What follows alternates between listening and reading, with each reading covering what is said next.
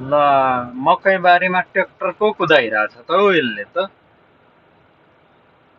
किन मकै भाँचिरह्यो यो? सानो बोट छ कि मकैको घोगा खाने विचार छैन क्या हो यसको? पुरै मकै बारीमा ट्र्याक्टर पो दौडाइरह त। के गरिरह हो यसले? ल भर्खरको मकै सानो छ, त्यही माथि ट्र्याक्टर दौडाइरह त यसले।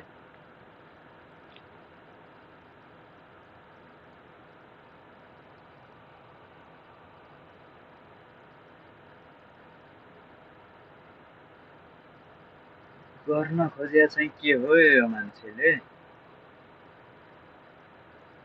मकै बारी दर्याम दर्याम हरियो काँक्रा कर्याम कर्याम भन्या जस्तै मकै बारीमा दर्याम दर्याम दगुडाइरहेछ त ट्र्याक्टर।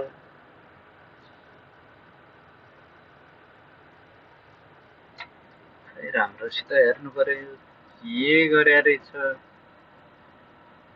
एहे यसले त मकै पो गोडिरहेको रहेछ त, टेक्नोलोजी प्रयोग गरिया रहेछ। म त सोचिरहे यो त मकै खाने विचार छैन क्या हो यसको? किन तोडिरह यत्रो सानो मकै? किन भाँचिरह ट्र्याक्टर दौडाएर? टायरले त पुरै मकै त सखा हुन्छ होला भनेको त, यो त मकै त गोडी पो रहेछ त। टेक्नोलोजी टेक्नोलोजी भने यो पो रहेछ।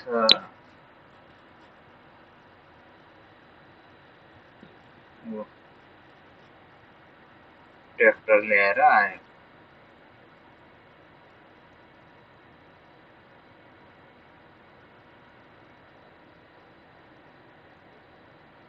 गोड्दै अनि मल हाल्दै गरिरह रहेछ क्या।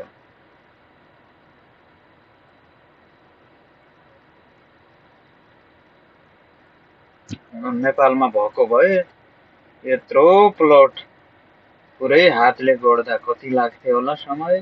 नेपालमा त ट्र्याक्टर त जोत्न, त्यो खेत जोत्न र ट्रलीमा सामान राखेर तान्न थियो, त्यति हो सामान बोक्ने र खेत जोतेको देखेका थिए। यहाँ आएर त सबै काम गरेको देखि पुरै ट्र्याक्टरले काम। यो खेत जोत्ने खन्ने, यो पुरै मकै छर्या पनि लाइनमा छ यही ट्र्याक्टरले हो क्या हो? ट्र्याक्टरले नै मकै छरेको, ट्र्याक्टरले नै मकै गोडेको, ट्र्याक्टरले नै पुरै मकै तोडेको सबै देखिँदो रहेछ यहाँ त। पुरै टेक्नोलोजी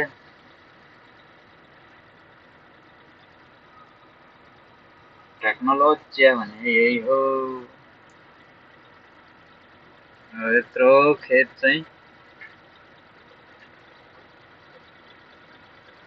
नेपालको जस्तो फौडाले गोड्ने हो भने कति समय लाग्थ्यो होला, महिनै लाग्थ्यो होला। त्यो पनि 4-5 जना लागेर गोड्दा। पुरै टेक्नोलोजीमा पो हिँडिरहेको त हो।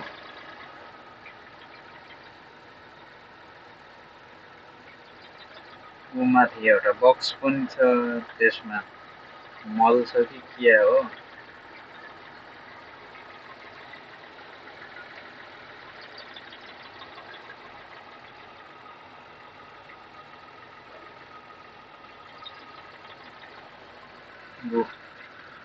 खाली जस्तै छन् पछाडिपट्टि, त्यसले गोड्दो रहेछ।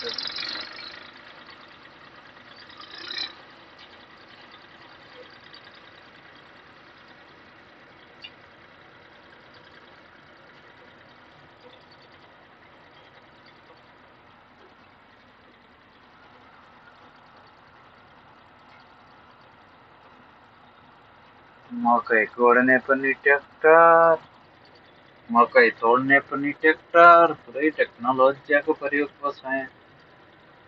घाँस काट्ने ट्र्याक्टर, घाँस बाँध्ने ट्र्याक्टर। युरोपले नै रहेछ टेक्नोलोजीको भरपुर प्रयोग गरेको त।